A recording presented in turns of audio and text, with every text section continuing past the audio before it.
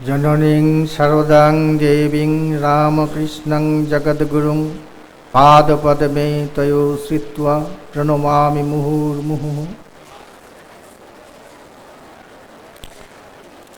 মঞ্চে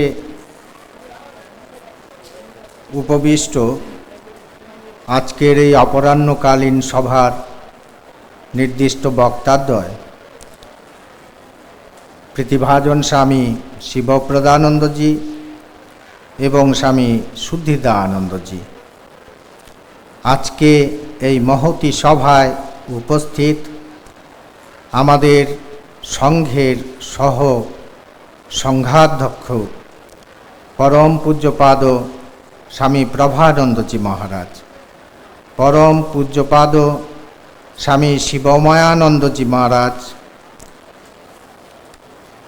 পরম পূজ্যপাদ স্বামী মুমুক্ষানন্দজি মহারাজ এবং আমাদের সংঘের সাধারণ সম্পাদক পরম পূজ্যপাদ স্বামী সুহিতানন্দজি মহারাজ, অন্যান্য পূজনীয়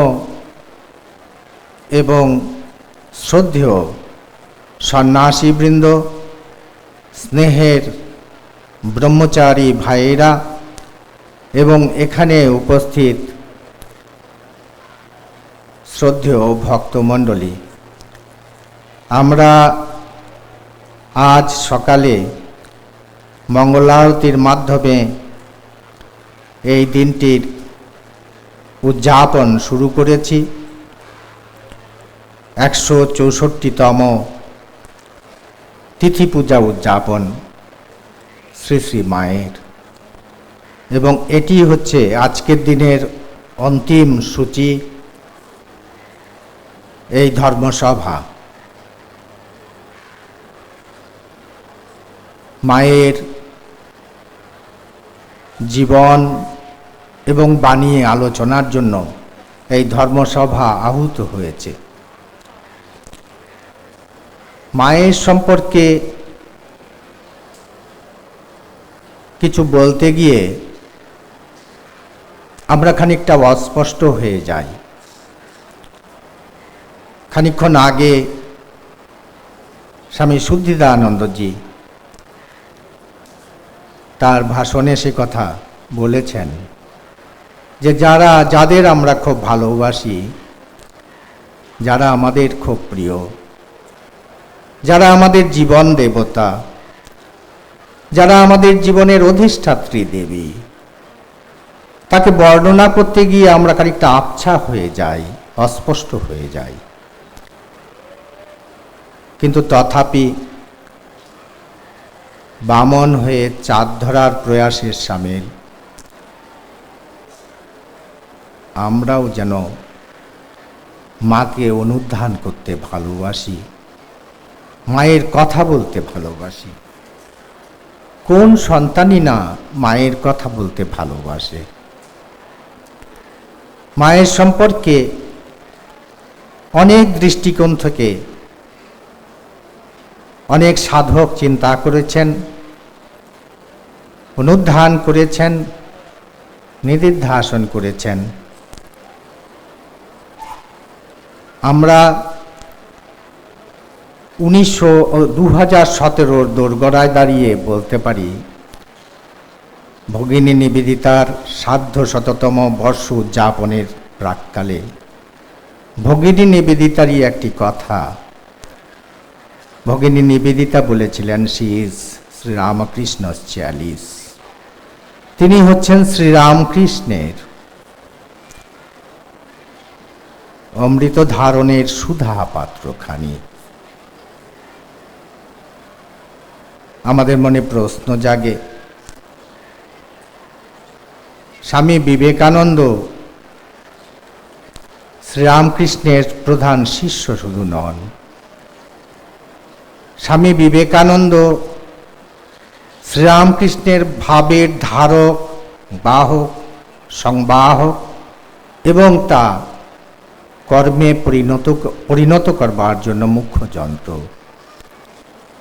তথাপি নিবেদিতা কথা বললেন কেন যে মা হচ্ছেন শ্রীরামকৃষ্ণের অমৃত ধারণের সুধা পাত্রখানি।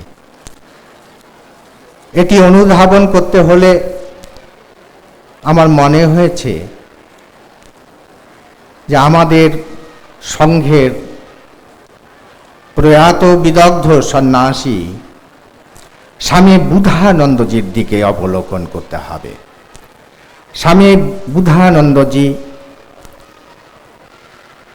তার অনবদ্য লিখনীতে অনিন্দ সুন্দর একটি চিত্র অঙ্কন করেছেন অপূর্ব ভাষায়, এবং সেটি আমি এখানে আজ উদ্ধৃতি দিয়ে আমার বক্তব্য শুরু করতে চাই।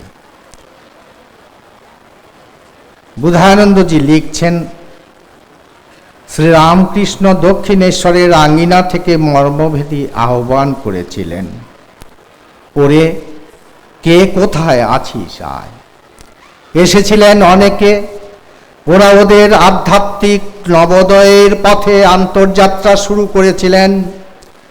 অশ্রুতপূর্ব বেদান্ত সঙ্গীতের তালে তালে কিছুদিন চলেও ছিলেন সেই নবোদয়ের পথে। তারপর উপস্থিত হয় এক অসহক্ষণ দুর্বিষহ মুহূর্ত। জীবন সূর্যের রোদের তাপে তপ্ত জীবন মানুষ তখন অন্বেষণ করেন ক্ষুধার অন্ন, তৃষ্ণার পানীয়।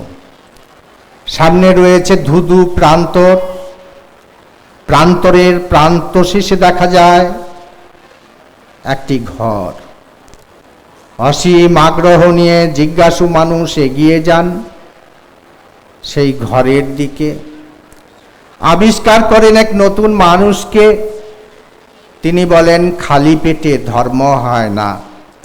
এই নতুন মানুষটি শ্রীরামকৃষ্ণ। তারপর ঘরের ভেতর প্রবেশ করে জিজ্ঞাসু দর্শন পান এক অনুপমা নারীর, উমা হৈমবতীর মতো অনুপমা তিনি হলেন কান্তমণির শান্ত আলোকে উদ্ভাসিতা শ্রীরামকৃষ্ণের সহধর্মিণী, সহমর্মিণী এবং ব্রতচারিণী মা শারদা। তিনি মুখে বলেন না খালি পেটে ধর্ম হয় না। তিনি চতুর্বর্গের পরমান্নের থালিখানি মুখের কাছে এগিয়ে দেন আর বলেন, বাবা এসো বসো খাবে।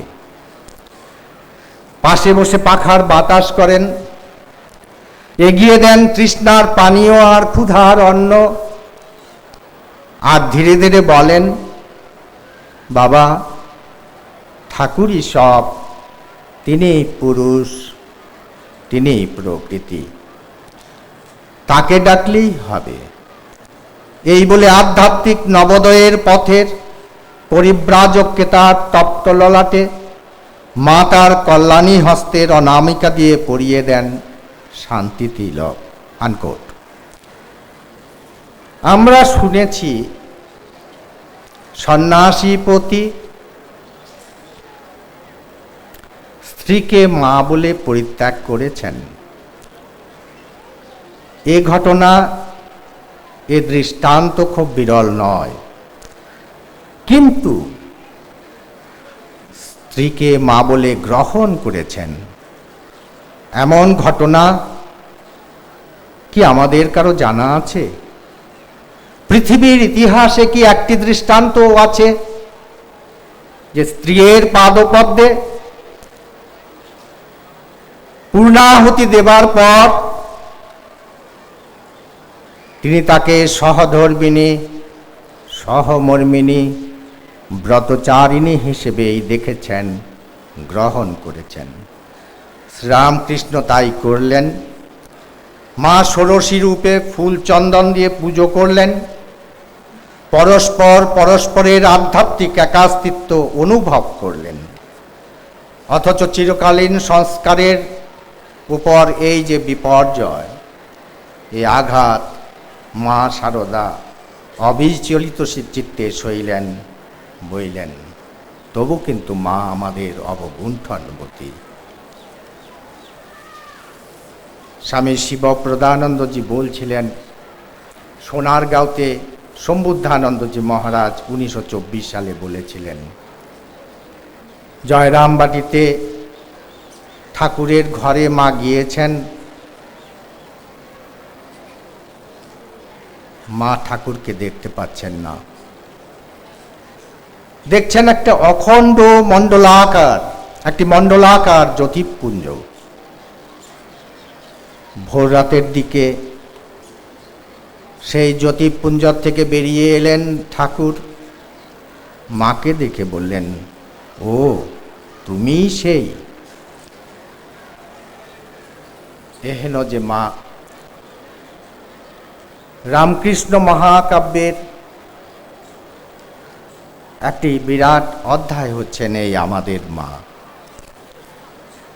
এবং সংক্ষেপে রামকৃষ্ণ মহাকাব্যের সারদা অধ্যায়টির তাল, কলেবর এবং ছন্দ হচ্ছে এটি। মায়ের জীবন পিতার বাণী।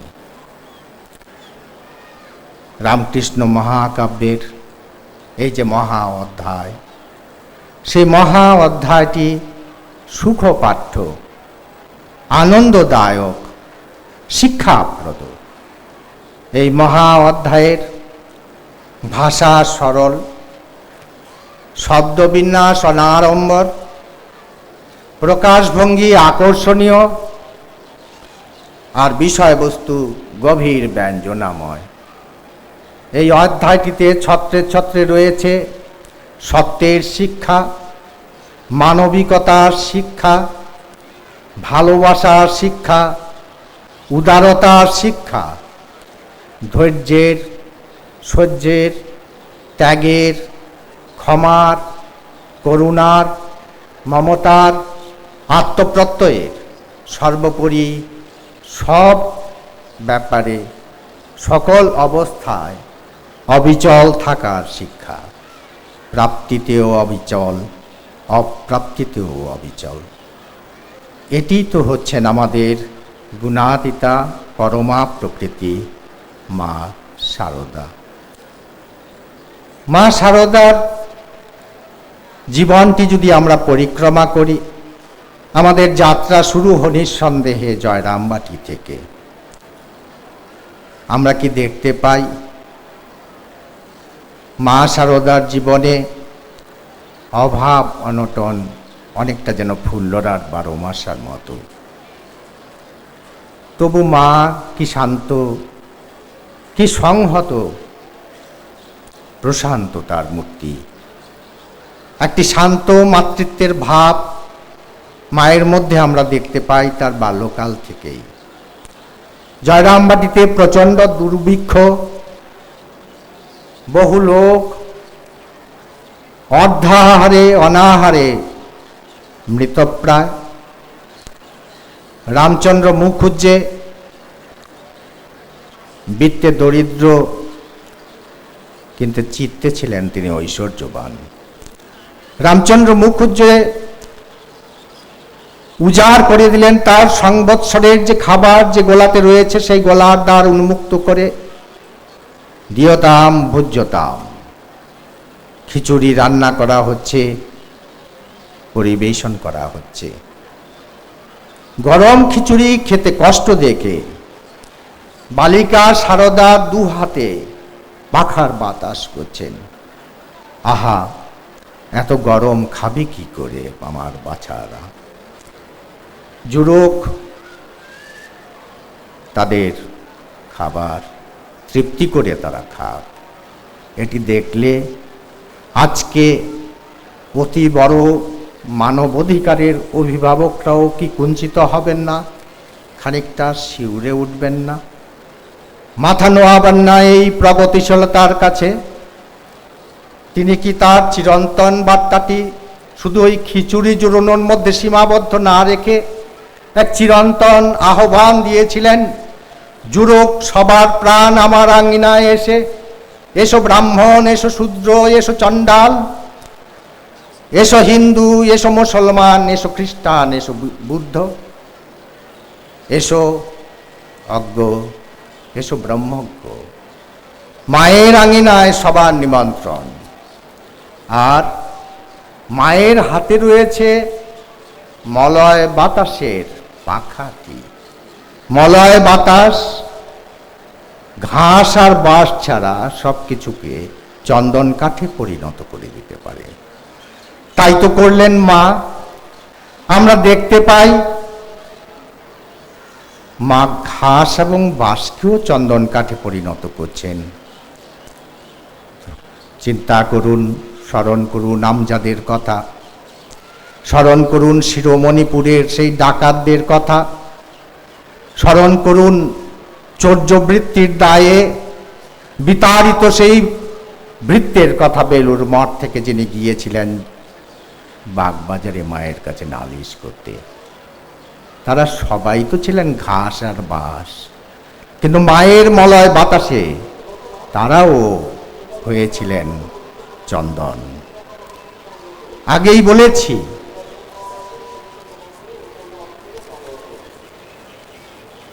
যে কেমন করে ভালো করতে হয় মন্দকে, সেটি জানাই তো আসল জানা। আর মা সেই শিল্পটি কুশলী শিল্পী ছিলেন, নিপুণ শিল্পী ছিলেন।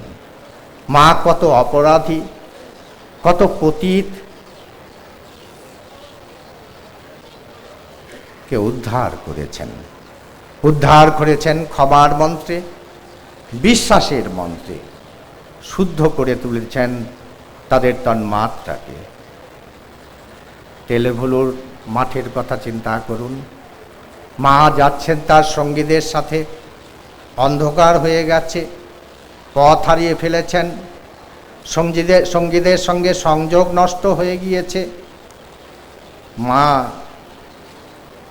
ডাকাতকে ডেকে বললেন বাবা বলে, তিনি সম্বোধন করলেন, বিন্দুমাত্র ইতস্তত করলেন না।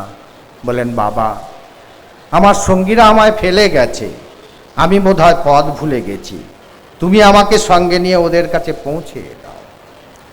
ডাকাত পত্নীর হাত ধরে বললেন, মা, আমি তোমার মেয়ে সারদা, সঙ্গীরা ফেলে যাওয়ায় ভীষণ বিপদে পড়েছিলাম, ভাগ্যিস বাবা তুমি এসে পড়লে। হঠাৎ ওলট পালট সেই দস্যু দম্পতির হৃদয়। পরবর্তী ঘটনায় দেখা যায় মাকে তারা শুধু আশ্রয় দিলেন তা নয়, তারা মাকে দিয়েছিলেন সেবা, যত্ন, স্নেহ আর শ্রদ্ধা। আর দস্যু ফিরে পেলেন তার হারানো মনুষ্যত্ব, জেগে উঠল তার সুপ্ত বিবেক।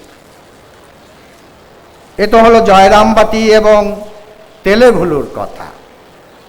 এবার চলুন দক্ষিণেশ্বরে। দক্ষিণেশ্বরে আমরা দেখতে পাই এমন একজন নারী যিনি পদস্খলিতা, সাধারণের দৃষ্টিতে যার চরিত্র প্রশ্নাতীত নয়, যিনি সমাজে অবহেলিতা। তার মা ডাকেও সমদর্শী মা স্থির থাকতে পারছেন না। ঠাকুরেরও ভালো মন্দের যিনি ভার নিয়েছেন, ঠাকুর যার কাছে পূর্ণম এবং অবশিষ্যতে, সেই মা ডাক শুনে বেহিসেবি হয়ে গেলেন। পতিতারমণির হাতে তুলে দিলেন ঠাকুরের ভোগের থালাখানি। ঠাকুর অভিমান করলেন। ঠাকুর বললেন, কথা দাও, কথা দাও, তুমি আর এমনটি কখনো করবে না। মা কথা দিলেন, কিন্তু শর্তহীন নয় সেই কথা, মেরমেরে আপসী কথা নয়, স্পষ্ট বললেন। কিন্তু মা বলে ডাকলে কি করবেন তা বলতে পারছেন না। মনে হয় জীবভৃত যুগ ঈশ্বর শ্রী রামকৃষ্ণ খুশি হয়েছিলেন এই ভেবে যে ঠাকুরের সারদা সাধনা আজ সম্পূর্ণরূপে সফল। মাতৃত্বের পূর্ণ উদ্বোধন মাতৃহৃদয়ে হয়েছে এই দেখে। চলুন দক্ষিণেশ্বরের আরেকটি ঘটনা। আপনারা সবাই জানেন সেই লক্ষ্মীনারায়ণ মারোয়ারির কথা। ঠাকুর নিলেন না ওর টাকা, পাঠিয়েছিলেন মায়ের কাছে, মাও নেননি। ভাবতে পারেন মা যে যুগে জন্মেছিলেন সেই যুগটা কেমন ছিল? একজন সাধারণ গ্রাম্য মহিলার পক্ষে এই টাকার লোভ সংবরণ এত সহজ ছিল না, বিশেষ করে দারিদ্র যখন পথে পথে, প্রতি মুহূর্তে, প্রতিক্ষণে। তাছাড়া আমরা যদি বিশ্বের পরিপ্রেক্ষিতে, প্রেক্ষাপটে দেখি এই ঘটনাটিকে, তাহলে কি আমরা দেখতে পাই না যে মা জন্মেছিলেন এমন একটা সময়ে যখন কার্ল মার্কস, অ্যাঙ্গেলসের দ্বান্দ্বিক বস্তুবাদ, ফ্রয়েডের জৈববাদ আটলান্টিক মহাসাগর অতিক্রম করে ভারত মহাসাগরে তার ঢেউ আসতে পড়ছে। তখনও জাপল সার্ট, আলবেয়ার কামুর জন্ম হয়নি, কিন্তু তাদের যে অস্তিত্ববাদ তার পদসঞ্চার পূর্ণ মাত্রায় শোনা যাচ্ছে। সেই সময়েও কিন্তু আমাদের মা শারদা দৃঢ়ভাবে প্রত্যাখ্যান করেছিলেন লক্ষ্মীনারায়ণ মানবের এই প্রস্তাব।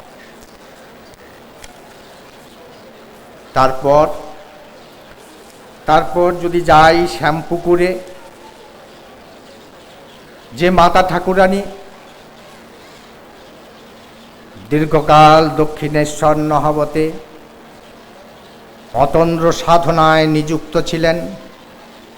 আগেই বলেছি শ্রীরামকৃষ্ণ তার হৃদয় সম্রাট, তার ইষ্ট, তার গুরু, তার জীবন সর্বস্ব, তার ইহকাল পরকাল সেই শ্রীরামকৃষ্ণ পরমহংস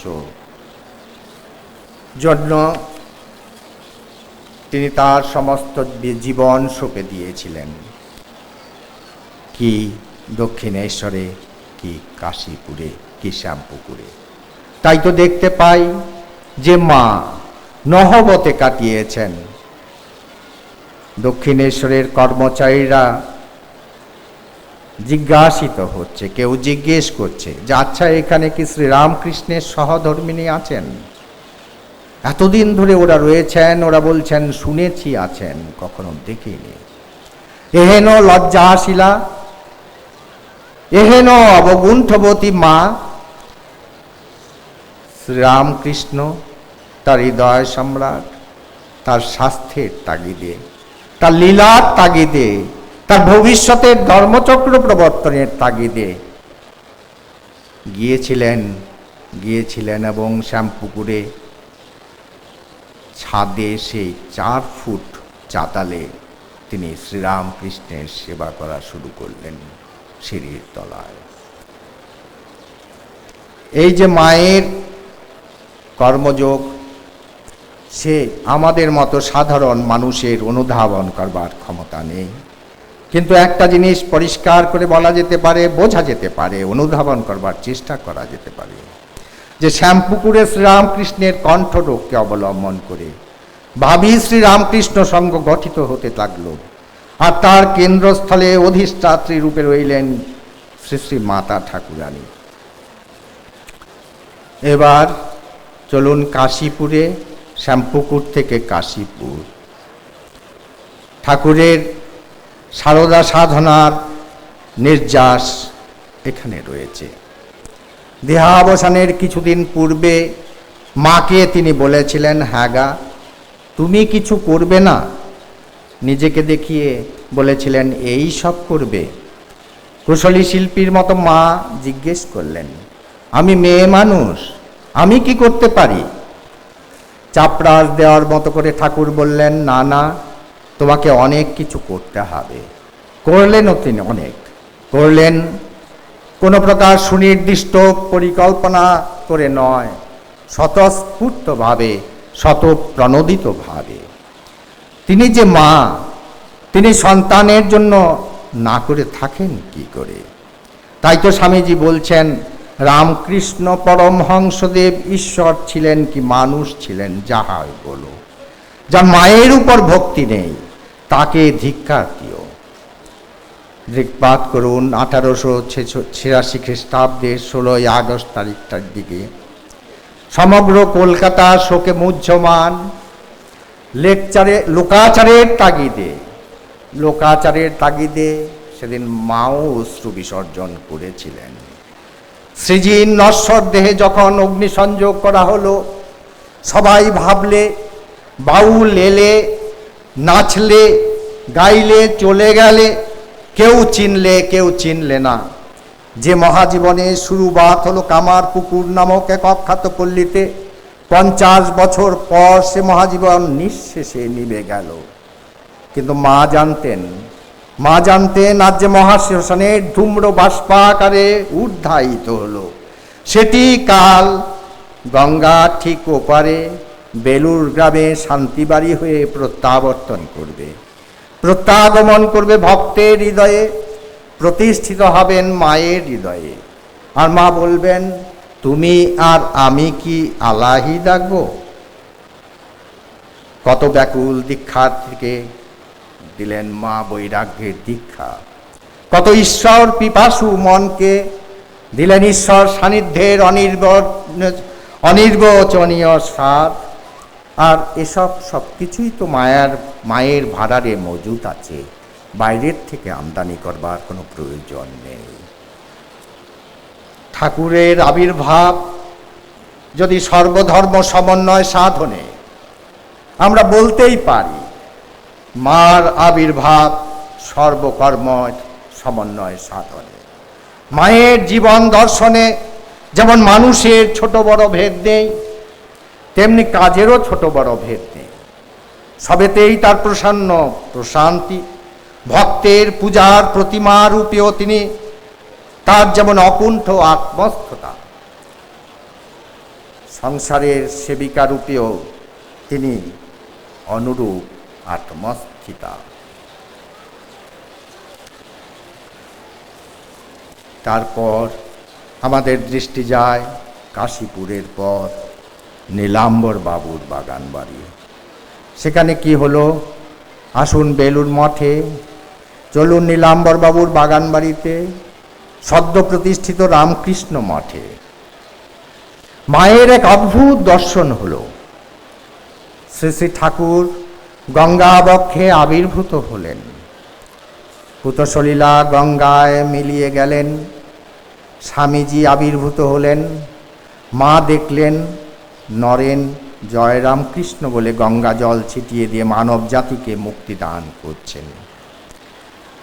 এটি কি বেলুর মঠ থেকে এক আধ্যাত্মিক প্লাবন সমগ্র মানব জাতিকে, অধ্যাত্ম পিপাসু মানব সভ্যতাকে প্লাবিত করবে? স্বামীজির এই ভবিষ্যৎবাণীর দ্যোতক নয়? ভাবিকালের রামকৃষ্ণ বিবেকানন্দ ভাবান্দোলনের সামগ্রিক কলেবরটি কি মা সেদিন দর্শন করেছিলেন? হয়তোবা তাই। আর বিশ্বের এই অনাদি যজ্ঞের প্রধান পুরোহিত মা। শ্রীকৃষ্ণ শুধু অর্জুনকে বিশ্বরূপ দর্শন করিয়েছিলেন, আর কাউকে নয়। মা এখানে বিশ্বরূপ দর্শন করালেন সবাইকে, আমাকে, আপনাকে, সবাইকে। যারা এসেছিল তাদের, যারা ভাবিকালে আসবেন তাদেরও। এ প্রসঙ্গে স্মরণ করা যেতে পারে যোগীন মায়ের একটি দর্শনের কথা। শুদ্ধিদানন্দজি বলছিলেন যে মায়ের আটপৌরে জীবন দেখে অনেকের সংশয় হয়, অনেকের সন্দেহ জাগে। এমনই কখনো কখনো সংশয়ের মেঘ আবৃত করেছে যোগীন মার চিত্তকে। যোগীন মা ধ্যানরতা, গঙ্গার কাছে, গঙ্গার পাড়ে তিনি ধ্যান করছেন। শ্রীরামকৃষ্ণের মহাসমাধি হয়ে গেছে। ধ্যানের মধ্যে হঠাৎ যোগীন মার এই বৃত্তি হলো যে মা তো 8-10 জন রমণীর মতোই, তো তিনি কি করে জগন্মাতা? শ্রীরামকৃষ্ণ আবির্ভূত হলেন যোগীন মার সামনে ধ্যানাবস্থায়। বলেন, যোগীন, এ কি তোমার হীন বুদ্ধি? দেখেছ গঙ্গা, পুতসলীলা গঙ্গা, পবিত্রতা স্বরূপিণী গঙ্গা, সেই গঙ্গায় পুতিগন্ধময় কত কিছু ভেসে যাচ্ছে। তাই তাই বলে গঙ্গা কি অপবিত্র হয়? ঠিক তেমনি সারদা পবিত্রতার স্বরূপিণী, গঙ্গার চাইতেও বেশি পবিত্র। এহেন যে মা, এই মা অনেক বছর কাটিয়েছেন বাগবাজারে। সেই যে বাগবাজারে তিনি কাটিয়েছেন, অনেক ঘটনার সাক্ষী সেই বাগবাজার। দুটি ঘটনার অবতারণা করা যেতে পারে এখানে। শ্রীরামকৃষ্ণের মহাসমাধির পর শ্রীরামকৃষ্ণকে সূক্ষ্মরূপে অন্তরে ধারণ করে যিনি শ্রীরামকৃষ্ণ কৃপারই মহতী প্রকাশ হিসেবে বিরাজিত ছিলেন, তিনি আমাদের মা, মা সারদা। আপনারা সবাই জানেন, আমরা সবাই জানি, সেই বেলুর মঠ থেকে তাড়িত চৌর্যবৃত্তির দায়ে ভৃত্য গেলেন মায়ের কাছে, নালিশ জানালেন। খানিকক্ষণ পর বাবুরাম মহারাজ স্বামী প্রেমানন্দজি এসছেন। প্রেমানন্দজিকে মা বললেন, বাবুরাম, এই ভৃত্যকে আবার চাকরিতে বহাল করো। বাবুরাম মহারাজ প্রমাদ গুনেছিলেন সেদিন। স্বামীজির করা নির্দেশ, এই ভৃত্যকে বেলুর মঠের চৌহদ্দিতে ঢুকতে দেওয়া যাবে না। তাই বাবুরাম মহারাজ সভয়ে মাকে সব নিবেদন করলেন। মা কড়া নির্দেশ দিলেন, নরেনকে বলো আমি বলেছি। সেই ভৃত্যকে নিয়ে বাবুরাম মহারাজ এসেছিলেন। আপনারা সবাই জানেন স্বামীজি কি বলেছিলেন। খুব চালাক, হাইকোর্টে চলে গেল। সে যাই হোক, কিন্তু এখানে আমরা কি দেখতে পাই? এই যে মায়ের স্পর্শকাতর মন, এই যে মায়ের মননশীলতা, এই যে মায়ের মনের সজীবতা, ওই যে যারা সবার পিছে সবার নিচে সভারাদের মাঝে, ওই মানুষগুলোর জন্য মায়ের চোখের যে জল। আজকে যারা বড় সমাজতাত্ত্বিক, তাবর সমাজতাত্ত্বিক, সমাজবিদ, সমাজ বিজ্ঞানী, তারাও কিন্তু পরস্পরের দিকে তাকিয়ে বলবেন, ওই শোনো অশনি সংকেত। বিচারকহীন বিচারালয়ে মা যে বিচার করলেন, আধুনিক বিচার ব্যবস্থা তা কুর্নিশ না করে পারেন না। এখানে নেই কোনো প্রক্ষালন, আছে ঊর্ধ্বগতির সম্প্রসারণ। আর কি মা বললেন? বললেন, যদি শান্তি চাও মা, তবে অপরের দোষ দেখো না, নিজের দোষ দেখো। এটি কি মা সেই চিরন্তন আহ্বান করলেন? তিনি কি বলতে চাইলেন তার ছেলে মেয়েদের যে দেখো, তুমি আত্মবিশ্লেষণ করো, আত্মসমীক্ষা করো, সমীক্ষা করে তুমি এক পরিব্রজ্যায় চলো, এক অভিসারে চলো। সেই অভিসার, সেই পরিব্রজ্যা হচ্ছে মনুষ্যত্ব থেকে দেবত্বের অভিসার, দেবত্বের পরিব্রজ্যা। আত্মসমীক্ষা সাধনের এই চিরন্তন আহ্বান মা অত্যন্ত সহজ সরল সাধারণ ভাষায় বললেন, যদি শান্তি চাও তবে অপরের দোষ দেখো না, নিজের দোষ দেখো। মা আমাদের কাছে একটি ভাষ্য দীপশিখা হয়ে দীপশিখা প্রজ্বলিত করে দিয়ে গেলেন। যে দীপশিখা প্রচণ্ড ঝঞ্ঝাবাত্যার মধ্যেও ক্ষুব্ধ হবার নয়, এক নতুন দেবী, এক নতুন আলোর দিশা দিয়ে গেলেন তিনি। যে আলোতে আজও আমরা স্নাত হই, ভাবিকালের মানুষও অবগাহন করবেন এই আলোতে। মনে রেখো তোমার একজন মা আছেন, পাতানো মা নয়, সৎ মা নয়, সত্যিকারের মা। আমরা সাধারণ মানুষ, আমরা জানি না উনি দেবী কি নারী, তিনি অবতারের শক্তি কি মানবী। আমাদের জানার প্রয়োজনই বা কি আছে? আম খেতে এসেছো, আম খেয়ে মুখ মুছে চলে যাও। আম গাছে কটা পাতা আছে এ হিসেবের কি প্রয়োজন? আমরা শুধু জানি আমাদের একজন মা আছেন। আমাদের জীবনের অন্ধকারময় মুহূর্তে চোখ খুলে দেখলেই দেখতে পাবো মা আছেন আর আমি আছি। আমার মা আমার পাশে দাঁড়িয়ে আছেন আর বলছেন ওর ছেলে মেয়েদের, বাছা আমার, ভয় পেও না।